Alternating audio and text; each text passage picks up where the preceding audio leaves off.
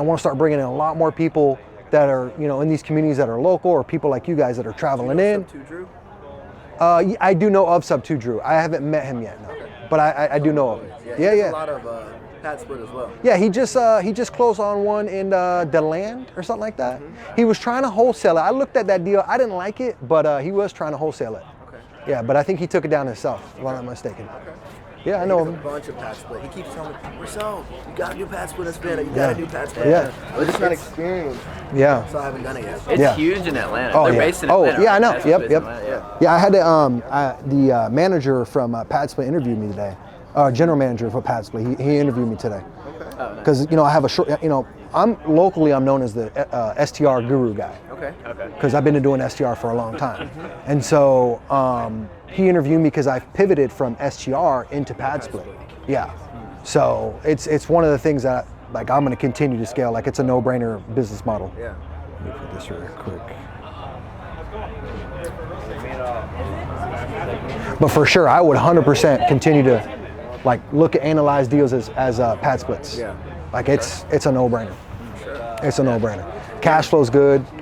You're helping out the local community, homelessness, general workforce. The affordability right now it's tough.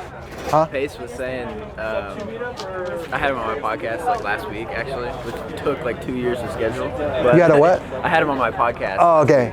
And he's telling me think 10 years from now, are there going to be more or less poor people? Yeah. More or less people doing drugs, Right. affordable housing. And he was railing off stuff that you could tell he's doing it before the reels, and it was gold. And he's like, if you're doing Airbnb, you were doing nothing for this country. Right. He's went hard. Yeah. He's like, affordable housing. He's Yeah. like, guys, I made millions of dollars last year, and I paid zero in taxes. The government's incentivizing affordable housing. Right. Of course. And dude, honestly, I would love to see them roll out some incentives, like the government, for us people who are doing affordable housing. I would love to see them roll out some stuff. I'm sure there will, because it's starting to get some traction. Yeah. So. I wonder if the short-term rental cost segregation thing that you can do. I wonder if they would do that. Well, you can do PadSplit. You can do a cost segregation on any type of property. It doesn't have to be a short-term rental. You can do a cost segregation on any type of property. Well, I guess the thing is, you'd have to be a real estate professional for it to benefit you. So if you're not a real estate professional, you buy a house, do it as No, you can be a W-2 for it to benefit you, because remember, W-2 employees, they pay federal tax, income tax, and so I always tell people, when you do a cost segregation, get with a cost segregation. There's companies, third-party companies that do them. Get an estimate and compare it with your CPA to see if you need that deferment. If you want to take that right away. Like this year, I got an analysis on my properties. I'm not in a position where I need it. Right. I have plenty of write-offs. I'm in a good position. Maybe this year I might utilize a cost segregation before. My buddy just did a cost segregation. He's got a W-2. And now federal tax that he's paying on his W-2, he's not having to pay anymore for a certain period of time, and it's really benefiting him. Okay. So it's a case-by-case scenario, but you can do it as a W-2 employee. You can, anybody, yeah.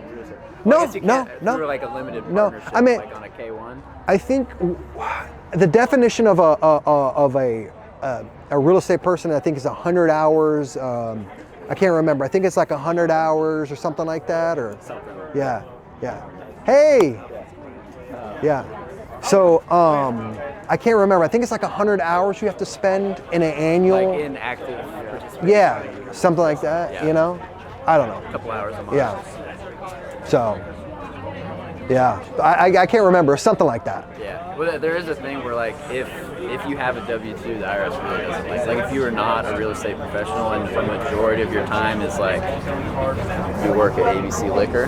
Yeah. Sometimes they'll disallow it, and they'll if you're audited, they'll disallow the cost segregation. You'll have to pay those taxes years later. Yeah. So that's a big thing. Grant Cardone, they're big pitch Cardone. Oh yeah. You get these write-offs. And I used to work at a CPA firm that they refer the people out to, and we'd have to tell them hey, you actually don't get any depreciation grant. I'm sorry you put $350K in Cardone. Yeah. But you actually don't get the depreciation they sold you on. Yeah, that's crazy. Yeah. That's crazy. I would be heated. Yeah. It happened a lot. Yeah. I would be heated. And now they're going through that whole big lawsuit, because people keep that one guy, I guess ex-CEO or owner of T-Mobile, They're going through the whole, like, you know, he was making fun of him and saying, you know, miscellaneous stuff about him, and it affected his brand, and I don't know. It pasted a podcast with Grant. Yeah. So He was talking about it. yeah, he was talking about it. He interviewed him. He interviewed Grant, and they were talking.